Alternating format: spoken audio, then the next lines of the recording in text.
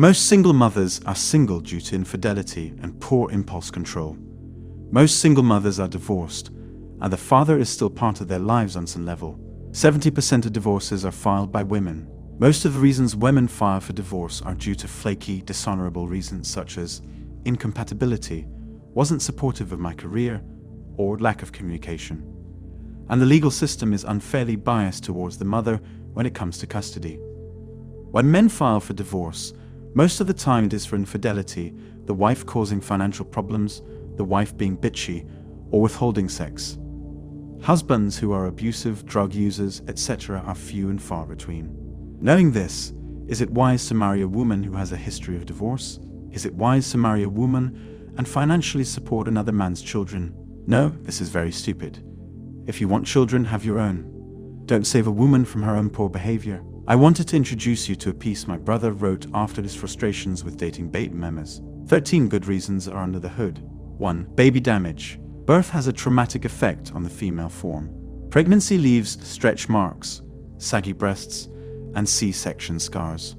I've also heard that the pussy is even stretched out, and it isn't the same anymore. Then there's the weight gain. Most women never lose it, or they never get their former hot shape back. 2. I can't find a babysitter. Women will use this as an excuse to get out of a date with you, or it might be true that they can't find a babysitter. Either way, it isn't your problem, and you shouldn't have to deal with it. 3. Babies interrupt sex. I've had this happen to me. I was banging a woman, and her kid interrupted my sex. Needless to say, I was pissed. If some kid is going to interrupt the meanest head you've ever had, that kid should have your last name. 4. Baby's daddy. When you're dealing with a woman and getting to know her, you shouldn't have to deal with the kid's father. Some guys can't get over the fact that their ex has moved on. Before, he was an unattentive jerk and didn't give a jolly goddamn about her. Now that you've entered the picture, the dude wants to be the ideal boyfriend and a Father of the Year nominee. The guy starts stalking her and wants to fight you. Even if the woman and guy are on good terms, the guy feels as if he can always smash. He knows her. He knows what she wants to hear and what makes her happy. Next thing you know, you're having this conversation. I've decided to try and make it work with Jimmy's dad. The best way to avoid the situation is to avoid single mothers. 5. Run to daddy, realizing her mistake. Realizing that kids, especially boys, need fathers, the woman gets desperate.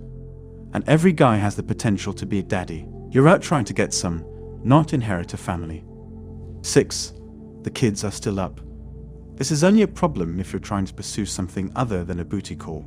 Wanting to spend time with you but not wanting to bring strange men around her kids, you find yourself only seeing this female after 10 or 11 p.m. You want to move forward, but she has to make sure you're the one. This could take months. I suggest dealing with women who are readily available to hang out. 7. Double heartbreak. You are with the woman, then everything falls apart. Not only do you have to deal with losing the woman, but you formed a bond with little Jimmy. You and Jimmy play hula together, watch the Wizards hoop it up. On top of maybe missing the woman, you miss the kid. 8. You're not my dad. You hook up with the woman, and eventually the issue of discipline is going to come up. Some kids, being resentful or just being a bratty prick, are going to eventually pull the "you can't tell me what to do, you're not my dad" card. Personally, if I did date single mothers and some dumbass kid pulled that stunt on me, I would say, "You're right. I'm not your father. Since I have no authority over you and you refuse to listen to me, you need to pack your shit and go live with your dad." This would be a deal breaker for me. In addition, some mothers or dads would have problems with you disciplining their kids. I'm sorry, but if some kid broke my laptop, I'm whooping his ass. 9.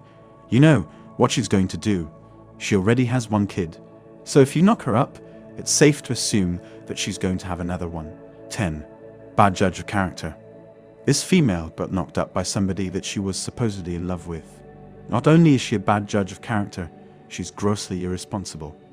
The same guy who's in her soul now is the same guy she thought the world of and had unprotected sex with. 11. Unnecessary expenditures. Eventually, you'll get to meet the kids.